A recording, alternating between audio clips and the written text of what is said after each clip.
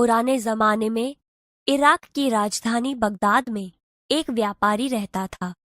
नाम था उसका अली ख्वाजा। व्यापार करते करते जब उसके पास 1000 सोने की मोहरें इकट्ठी हो गईं, तो उसने मक्का शरीफ की यात्रा का निश्चय किया। क्योंकि वह अकेला रहता था, उसने अपनी जमा पूंजी अपने मित्र के यहाँ रखने का निश्चय किया। यात्रा के खर्च के लिए उसने 500 मोहरें अलग रख लीं। फिर एक घड़े में बची हुई मोहरें डालकर तेल भर दिया। अली ख्वाजा पड़ोस में अपने मित्र वाजिद के घर गया। उसको अपनी यात्रा के बारे में बताकर कुछ कहा। यह तेल का घड़ा मैं आपके घर रखकर जाना चाहता हूँ। मक्का से लौटकर ले लूंगा। वाजिद ने अपने तहखाने की चाबी उसे देते हुए कहा। आप अपना घड़ा तहखाने में रख आइए और जब आप लौटे तो उसी स्थान से ले लीजिए। अली ख्वाजा घड़ा रखकर यात्रा के लिए निकल गया। एक दिन वाजिद के घर दावत थी। तरह तरह के पकवान बनाए हुए तेल खत्म हो गया। रात का समय था। वाजिद की बीवी अपना सिर खुजलाने लगी। तभी उसे अली ख्वाजा के तेल के घड़े की याद आई। उसने वाजिद से कहा, आप तहखाने के रखे तेल के घड़े से थोड़ा तेल निकाल लाइए। इस समय बाजार तो बंद है। कल सुबह बाजार से नया तेल लाकर घड़े में भर देंगे। ख्वाजा आज रात ही आकर तो तेल नहीं मांगेंगे। बीवी की बात सुनकर वाजिद तहखाने में गया।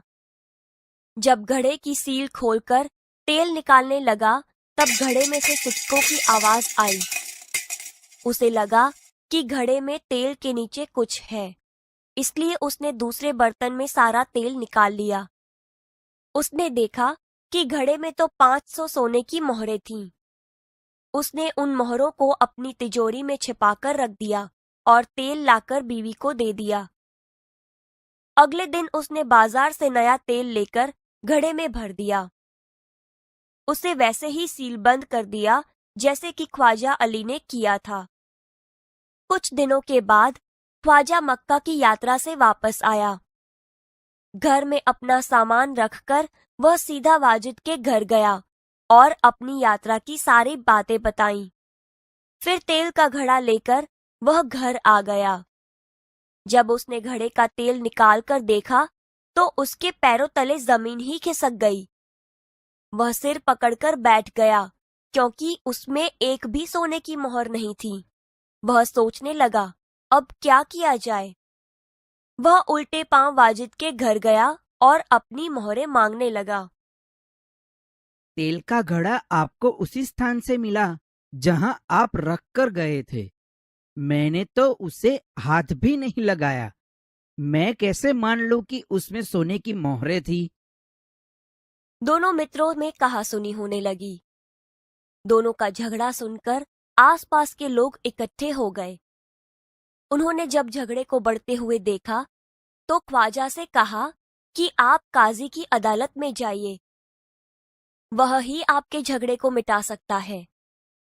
ख्वाजा ने काजी की अदालत में अपनी बात रखी, परंतु पक्के सबूतों के अभाव में उसे वहां से निराश लौटना पड़ा। तब उसने बगदाद के खलीफा के यहाँ अपील की और न्याय मांगा। खलीफा ने उसकी अपील स्वीकार कर ली।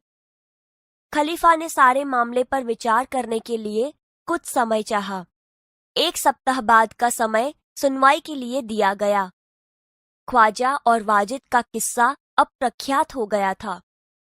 खलीफा एक दिन अपना वेश बदलकर शहर में घूम रहे थे। तभी उन्होंने कुछ लड़कों को न्यायालय का खेल खेलते हुए देखा। वह छिपकर उनका खेल देखने लगे। उन्हें लगा कि जो लड़का न्यायाधीश बना है बड़ा समझदार है। वह जिस तरह न्याय कर रहा है बिल्कुल ठीक है। इसलिए उन्होंने उस लड़के को अपने पास बुलाया और उसका नाम पूछा। खलीफा ने कहा, मेरा नाम हसन है। मैंने तुम्हारा खेल देखा। तुम बहुत समझदार हो। कल हमारे दरबार में आना। अगले दिन खलीफा के दरबार में अली ख्वाजा, वाजिद और हसन उपस्थित हुए। हसन, तुम इन दोनों के झगड़े का किस्सा सुनो और बताओ कि इनमें से कौन सच बोल रहा है। हसन ने दोनों की बातें ध्यान से सुनी। फिर उसने 2 तेलियों को बुलवाया। थोड़ी देर में 2 तेली आ गए। आप इस घड़े के तेल की जांच कीजिए और बताइए इस घड़े में तेल कितना पुराना है। दोनों तेलियों ने बारी बारी से तेल को देखा, सूंघा और चखा, फिर अपना निर्णय दिया। घड़े का तेल 2 महीने पुराना लगता है, इससे ज्यादा नहीं। तेलियों की बात सुनकर वाजिद तो घबरा गया। अली ख्वाजा खुश हो गया। हुजूर, मैं तो 6 महीने पहले मक्का की यात्रा करने गया था, तभी मैंने तेल खरीदा था। तेलियों और अली ख्वाजा की बात सुनकर सबको वास्तविकता का ज्ञान हो गया। खलीफा को न्याय के लिए सबूत मिल गया था। खलीफा ने हसन को धन्यवाद दिया और वाजिद से कहा, आपने अली ख्वाजा के घड़े से तेल और मोहरें निकाली है, आप उन्हें वापस कीजिए और चोरी और विश्वासघात के अपराध की सजा भुगतिए। खलीफा ने हसन को बहुत सारा पुरस्कार दिया। खलीफा के दरबार में उपस्थित सभी लोगों ने हसन की सूझबूझ और न्याय की भूरी भूरी प्रशंसा की।